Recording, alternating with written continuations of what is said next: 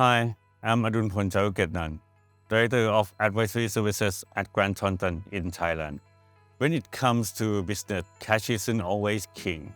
For many companies, share-based payments are a common alternative to cash compensation, whether that's for goods and services from a supplier or as remuneration for employees. Under IFRS 2, a company must report share-based payments in their financial statements. But what counts as a share-based payment?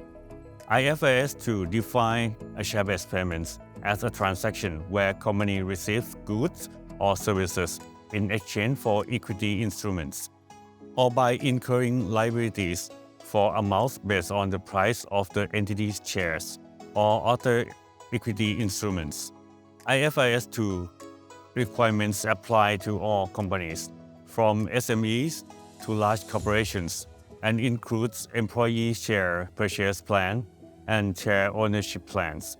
If your company issues the parent company's shares or those of the fellow subsidiaries, IFRS 2 will also apply.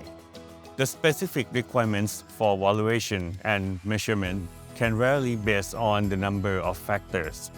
Generally, transactions where goods or services are received as consideration for equity instruments should be measured at the fair value of those goods or services. This is measured over the vesting period, which is the period of time over which all of the vesting conditions must be satisfied. Vesting conditions are the conditions that determine whether your company receives the services that allow the other party to receive cash, other assets, or equity instruments. But what happens if you cannot reliably estimate the fair value of goods or services received? Then, an entity should measure the value indirectly from the value of the instruments granted from the grant date, which is based on the market price of the company's shares or other valuation techniques. The grant date is when your company and the other party agrees on the transaction. An example of this is the fair value of employee share options. It usually isn't possible to estimate the fair value of services received from an employee, so a company must measure the fair value of the equity instruments granted. Share-based payments are also measured differently depending on whether they are settled by equity or cash. Equity-settled share payments are where goods or services are received as consideration for equity interests, like shares or share options.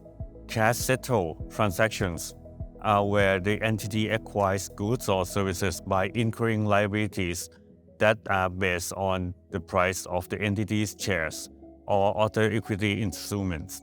Share-based payments can be valuable too for companies to attract and retain talent, align the interests of employees and shareholders, and conserve cash.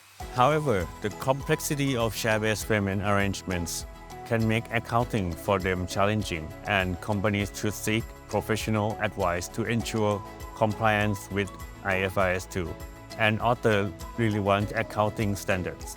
There are a number of other factors that a company may have to consider when preparing financial statements, including market-based performance conditions and potential modification in the equity instruments that increase the value.